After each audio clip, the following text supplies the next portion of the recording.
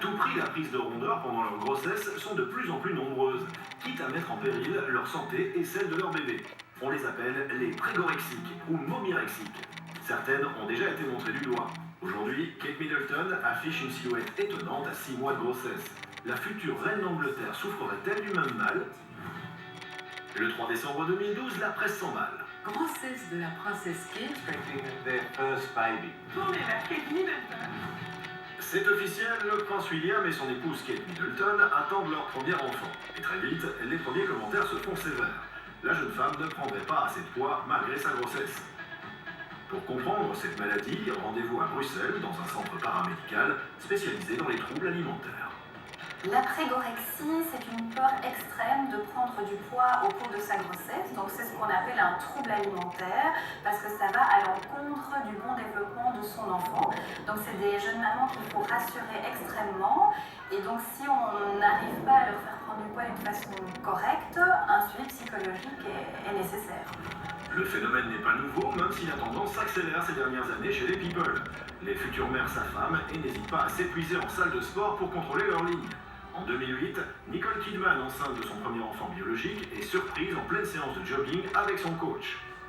Victoria Beckham, au mariage de Kate et William en avril 2011, s'affiche sur des talons kilométriques alors qu'elle est enceinte de 7 mois. Et elle semble toujours en forme malgré sa taille 36 quand il s'agit de parler du sexe de son bébé.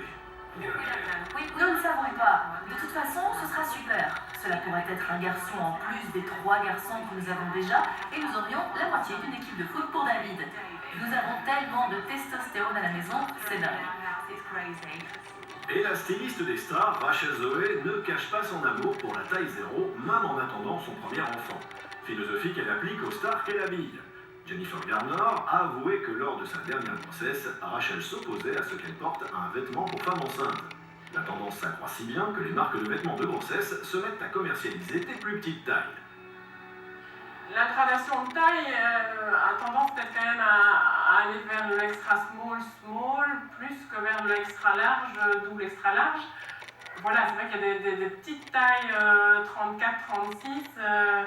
Et voilà, et ces filles-là, il faut les habiller, elles ont besoin de se sentir bien. C'est en général des filles qui ont l'habitude de suivre vraiment la mode, qui font attention à leur ligne et qui ont besoin d'un modèle qui les mette super en valeur. Si certains crient au scandale, ce sont souvent les mêmes qui pointent du doigt Kim Kardashian qui semble exploser dans ses vêtements depuis quelques mois. La jeune femme attend son premier enfant et l'accouchement est prévu à peine quelques semaines après celui de Kate Middleton. La comparaison est surprenante. Mais peut-on parler de vraie tendance à la prégorexie chez nous? Ce qui est certain aujourd'hui, c'est que la plupart des femmes ont peur de prendre du poids de manière excessive au cours de leur grossesse et surtout peur de ne pas perdre ces kilos au terme de leur grossesse. Mais c'est sûr que les médias, etc. n'aident pas par rapport à l'image de la femme parfaite. Donc oui, je crois que la femme de plus en plus fait attention à son poids. Alors que certaines se serrent la ceinture pour continuer à rentrer dans leur slim, d'autres ont choisi de vivre pleinement leur grossesse. À l'image de la comédienne belge Virginie Efira ou de Beyoncé, qui avoue avoir pris 27 kilos en attendant son bébé. Le monde entier scrute le ventre de Kate Middleton pour voir apparaître de vraies rondeurs.